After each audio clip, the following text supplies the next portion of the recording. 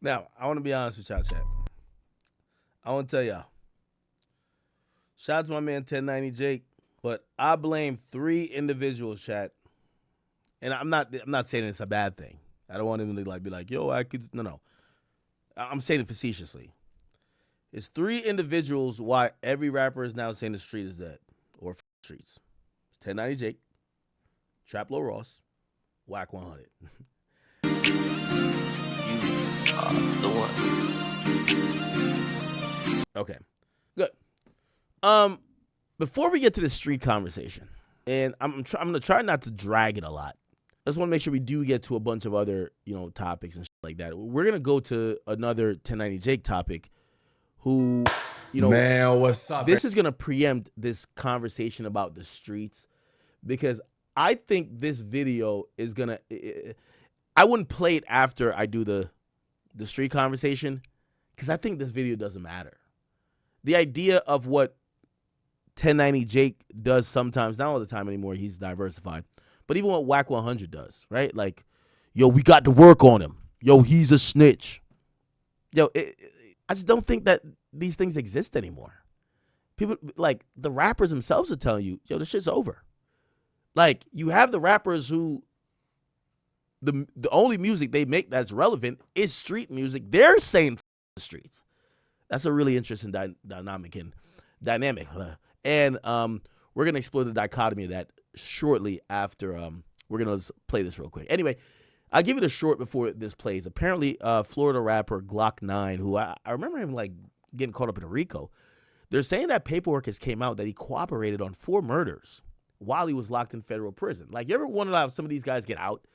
Like, you hear like, hey, he's convicted of a RICO. And you're like, all right, we'll never hear about that guy again. Then 3 years later, you're like, yeah, he's free. And he's like back doing crime. You're like, how the hell did he get out? So let's listen to this for a while and chat the next topic. If you guys are here, grab some popcorn, start texting your chicks, figure out what you're going to do for the night. You got to get some cheeks. And for my chat queens, y'all not hoes. So just keep scrolling TikTok on your iPad while you watch me on your phone or your laptop, all right? Everybody, welcome back to another episode. I'm going to do 1.25 speed, and I might still skip through it a bit. We don't want to be, So the EOS is 1090 Jake, man. I'm rocking with y'all rocking with me. And for this video, we're going to be speaking on Orlando rapper GlokkNine, the new paperwork that just hit my desk. Got to be a little more careful. Just hit my desk of him snitching in the feds. Now you don't have to crash to get cash. There's an app called Free Cash, and all you have Okay. Got the sponsorship going. to do is screenshot the crazy RICO charges. There was a gang war between his group, AFNF, and then Hot Boys Group 438. Cuddum Reese was involved. Fucking GlokkNine allegedly went to Cuddum Reese's house, shot it up while Cuddum Reese's mom and sisters were inside. Like, he wasn't even there.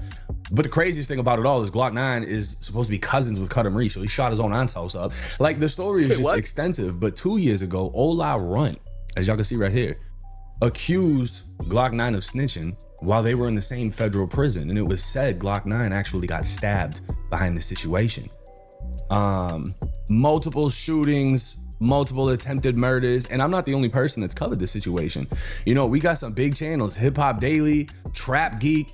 I don't know who this one is, but let's actually just take a look at Trap Geek's masterpiece, because this is, if I've never told y'all before, Trap Geek is the reason I ever got into these documentary style videos that I started doing after. Yeah, Orlando Magic. Why everybody get that concept of Disney and all that? I don't know. I guess that's just how they see it from the outside. Well, the FBI typically doesn't telegraph our moves. What I can tell you is that these 2 gangs, the 438 gang and the Army gang, have got our attention now. The other 5 already in custody are responsible for nearly $2 million in stolen property. This beat is nasty. 59 stolen vehicles, and 19 stolen firearms. The prominent people at the top, just between those 8 people, they're responsible for 230 felony charges. Jaquavius Smith, better known as GlokkNine, just him himself has been arrested for 52 felonies. Hi, what is up everybody? It's been far too long. The last episode was in Florida, and for this video, we gotta return there once more. This time to Disney World's Orlando, where folks witnessed one of the largest RICO cases in state history, Operation X, take 34 people down from 2 separate crews. To show you what this looks like, the entire Bobby Shmurda and GS9 indictment was 63 pages. This RICO case in Florida is 700 pages long. What? God, like y'all don't even understand how big of a case this was when this happened. It's so much deeper than a lot of people know. And the thing is, I mean, technically Disney's in Kissimmee. It's not in Orlando. One of my first memories as a kid that grew up north, coming down to Disney. All right, we're gonna skip through it a bit. Okay, you can. Hitting daycares and memorials. The city saw 30 back-to-back shootings in 6 months, and it forced Orlando to bring in the MBI, or Metropolitan Bureau of Investigations, basically Florida's version of the FBI, who built this whole case using wiretaps, Instagram, and evidence they found on people's phones. Sometimes thousands of photos and videos that map out drug routes from Orlando to California, with folks taking trips back and forth, smuggling hundreds of thousands of dollars in suitcases, flying girls out separate to bring the product home, where they launder the profits through cars, guns, and show dogs. GlokkNine, who signed a $2 million deal with Young Money and Birdman when he was only 18, now faces 52 charges, including frauding the government out of $10,000 through a series of PPP loan scams that got intercepted when he tried showing it off to his friends on Instagram. And when the news dropped of a pending RICO charge, his once friend turned rival, Hot Boy, decided to go on the run, and then turned himself in, but then went on the run again after they revoked his bond. I love how I'm watching this. Like, I don't know all of this, but you know, that's just the power. Take y'all, because We're gonna get to the interesting part, Chad. I know bystanders on the internet to take off with rumors and speculation as Orlando rapper GlokkNine was now accused of snitching. This was the same rapper who's been hit with a Florida RICO, tied to a gang war within Orlando, and allegedly shot up his own cousin's house for being in an opposite gang. But the craziest aspect of this new allegation isn't the actual allegation. It's the fact that Ola Runt is calling him out while both rappers are currently in the same federal prison. Ola Runt was arrested back in 2020 within Operation Phoenix, and FBI takedown of 12 of Atlanta's most violent offenders. Did y'all see who else was in that? Yo, somebody told me I don't have to hit the rewind. The other hand, was named as the leader of a gang known as the Army, or AFNF, based in the Mercy Drive area of Orlando. He'd be one of 34 people indicted on RICO charges, stemming from what law enforcement described as a war with the rival 438 gang. Let's just skip to the part where we're talking about the snitchery. Thank you. USP Hazleton. Known as Misery Mountain, it's made headlines in recent years with the infamous prison murder of Irish crime boss Whitey Bulger, who met a brutal ending only hours after arriving. Bro, they beat that man with locks. They said that they pulled his eyes out or cut his tongue out, all types of shit. They fucked him up bad. The biggest red flag within the federal case would be a 5K1 motion, which essentially means a sentencing reduction in return for substantial assistance in the prosecution of others, aka snitching. GlokkNine definitely doesn't have a 5K1, but what was interesting is a few pages of his plea deal. Here we go. On page 6, the 12th term of the plea is cooperation. Of course, the 12th term of the plea is going to be where my fucking little box is that shows me. In which the defendant, or GlokkNine, agrees to cooperate fully with the U.S. investigation and prosecution of others. So basically, I can remember what the gist of this was, right? In his plea agreement, he was agreeing to cooperate, but there was no cooperation, which is retarded, right? And he had his lawyer go back and take that section out completely, and they came out with a new plea agreement. So it was said that Ola Runt must have had the old plea where it said he agreed to cooperate. Oh. And he didn't have the new one that said he refused. Does that make sense? Yeah. So because of that, they used the old plea against him. Some shit happened. He gets poked up, whatever. But the paperwork we now have tells a completely different story. Now, this is the official Orange County Clerk court records. I like that Jake does this. He actually opens up the website. He's showing you that he's not doing... Do people do fake paperwork, I guess? I guess fake paperwork's a thing. So, like, what Jake is doing is really good. You know, some people, I believe, would gatekeep how they're getting some of this stuff, but, like, all this stuff is public information if it's actually legit. And he just kind of shows how he gets these things. Website. This is going to be every single case GlokkNine has ever caught, but we want to specifically focus on this one here. Now, we're just going to scroll down a little piece. October 27, 2025, this transcript was filed with 99 pages. This is what we're going to get into. Now, this is a motion. Who has fake paperwork? To suppress And I'm gonna be honest with y'all, this is my first time reading through it as well, so we're gonna briefly skim, and if I skip it all, it's because it was just bullshit. So they bring up GlokkNine's former lawyer as a witness. And there's a direct examination. Good afternoon, tell me your name. He's an attorney. And it's basically just gonna talk about his background, what he does, what he did. Now, this is saying he was an attorney for GlokkNine. To the best of my recollection, the first case I represented him on was either a 4 or 5 count attempted murder case. The case eventually got, thrown out. He beat it on the day of trial. I also represented him on a couple of state charges for possession of a firearm. And you were actually representing Mr. Smith in this very case that we're here on today. I didn't mention that. What I mentioned was in the cases that I completed with him, but I did represent him on the current RICO charges that are pending against him. Now, this states, they're asking where he was on April 6, 2023, and where was GlokkNine. He's saying GlokkNine was in federal prison in West Virginia, the one that we were just watching the video about, right? And it states that detectives traveled to this West Virginia prison to interview him. Now, this is where things are about to get interesting, and I just want to, GlokkNine fans, y'all are going to have to hold this one. This one's going to suck for y'all. What did the detective tell you occurred? He said they went to see him and they were investigating a homicide, and they believed that Jaquavius had some information for them. And that they told him that this was the one and only time they would go see him. But when he asked to speak with me in the interview, they said that was a reasonable request and that they would extend that offer or go visit him one more time if he wanted to speak with him. So basically what they're saying is they wanted to talk to him. They wanted information on a murder. He asked to talk to his lawyer, which isn't a bad move. He also told me this would serve 2 purposes for, in theory, 2 separate cases. He told me that he has an affidavit, a lengthy affidavit for an arrest warrant for GlokkNine on a homicide where he would conspiracy to homicide that he had drawn up, and Jaquavius had a choice of cooperating and he would be a witness in that, or not cooperating, he will walk that warrant over to the judge. So basically they went to GlokkNine and said, look, you either cooperate in this case as a witness or we're hitting you with conspiracy to commit murder. Conspiracy to commit murder means he must have had something to do with the planning of this, so this is meaning he would be cooperating against his own people. Okay, so his lawyer is saying he's trying to negotiate the case to go away. GlokkNine will cooperate in the 4 murders: Dexter Rentz, Demetrius Cox, Dominique Aldridge, and... How the hell is this info public? So usually if you tell your lawyer, oh, I killed someone, that's attorney-client privilege, and someone can't be compelled to, like, I think, let me see, when does attorney-client privilege overrule? Let's see, when can you overrule it?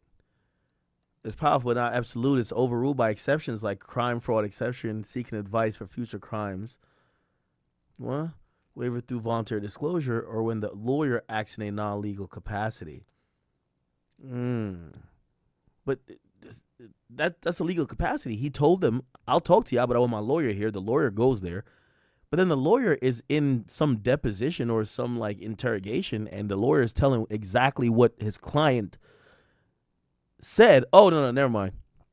No, it's still attorney-client privilege. Actually, it's not attorney-client privilege. Sorry, it's not. Attorney-client privilege actually ends when there's a third person there. So attorney-client privilege is only, and I only know this because, like, I think on my dog bite case, I wanted my assistant to like handle certain stuff because I'm bogged down with calls and shit. And I was like, yo, I tell the lawyer, I'm like, yo, my assistant could be on the call, and they instantly tell me, yo, attorney-client privilege. There is no attorney-client privilege if you have anybody else but me and you on this call. And I'm like, oh, fuck. So yeah, I think that's why. Because the detectives are there, there is no attorney-client privilege, which attorney-client privilege is only something you speak to your lawyer about in private. That's what I believe. So, there's some lawyers in here. They're going to DM me. Cordell Otwell. These are all 4 murder victims. And his lawyer is saying, to the best of my memory, those are the names that he was providing and discussing. They asked the lawyer leading up to whatever. Was there in fact a statement or a proffer that was given by GlokkNine subsequent to April 6th? His lawyer would say yes. Now, this would get further into GlokkNine didn't want to give a statement without his lawyer present. And the reason for that was he just wanted to make sure he was getting what he was told. And I mean, on countless pages, they're basically breaking down. He's going to get immunity. He's not going to be charged with the murder. His lawyer's trying to get the RICO thrown out completely. GlokkNine is sitting down with the feds in a West Virginia prison. They're telling him they have a warrant for murder, an affidavit that they could turn into a warrant. They could sign it. They could charge him with murder. or he could cooperate. And he said, oh, and I guess those meetings are documented too, right? Because there's an investigator in the room talking to you and you're locked up. Those meetings are documented by a tape recorder or something that the investigators have. So even when you get your lawyer and your lawyer comes in the room, it's also documented. So it's not necessarily a thing of attorney-client privilege because it was being recorded from the get-go. saying, I'll cooperate, but I want my lawyer here so I know I am getting my end of the deal. Now, this right here on page 36 states, during the interview, GlokkNine provided incriminating information against himself relating to the murders of Dexter Rents, Demetrius Cox, Dominique Aldridge, and Cordell Atwell. So he gave the interview and he told them some things that could hurt himself. Now right here, the lawyer is saying that he had a chat with GlokkNine to make sure he understood the conversation, that he couldn't lie, and that if he doesn't do his part, he's not going to get the benefits. He needs to be truthful.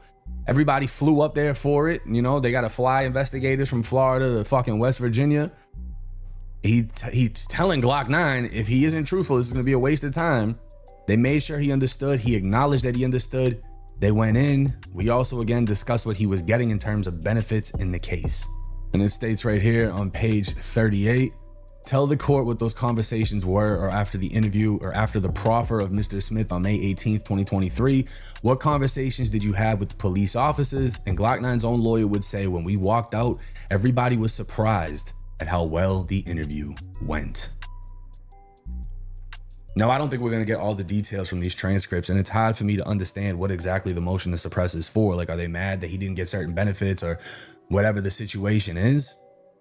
But GlokkNine 100% sat down with the feds, gave a proffer, made statements, and solely for the benefit of saving himself from another murder case. And people are going to be like, oh, but who did he give information on? I mean, we might not know that, but we know he gave it because there was no other purpose for him. Yeah, but I got to be honest with you, 1090 Jake. We've just sanctioned that you could sit with the cops as long as you're flirting, you're doing this. You could talk to the cops. If you're trying to bring a man home, you're trying to lie, you can sit with the cops. Yeah. To sit down.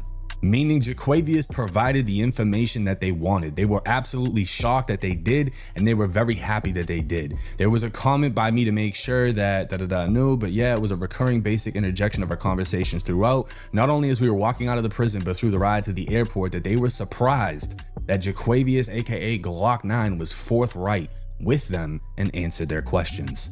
So the police officers told you that he had provided significant useful information. They said he did great. They were surprised. And yes, with that being said, I think GlokkNine's career is, it's obviously over. You got hit with what, like 8 years in the feds?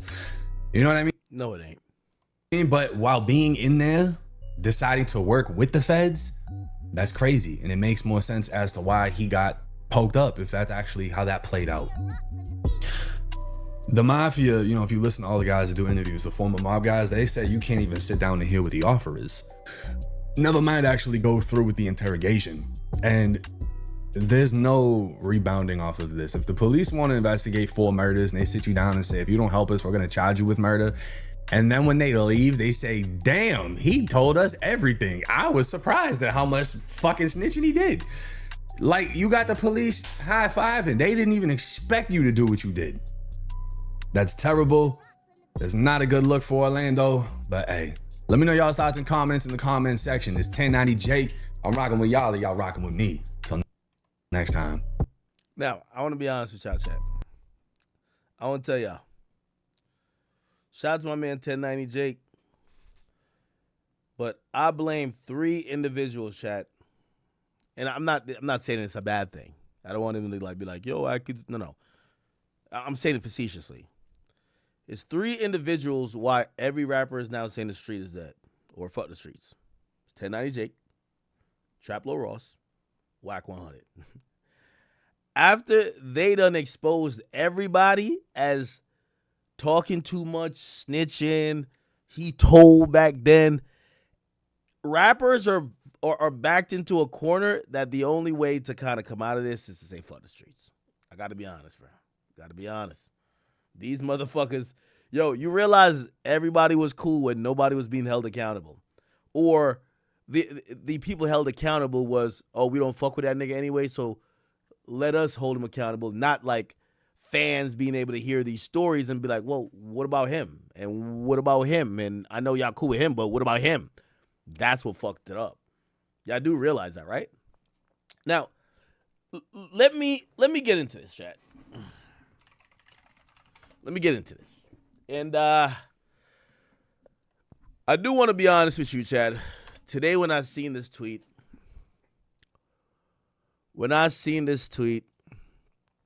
it was a tweet from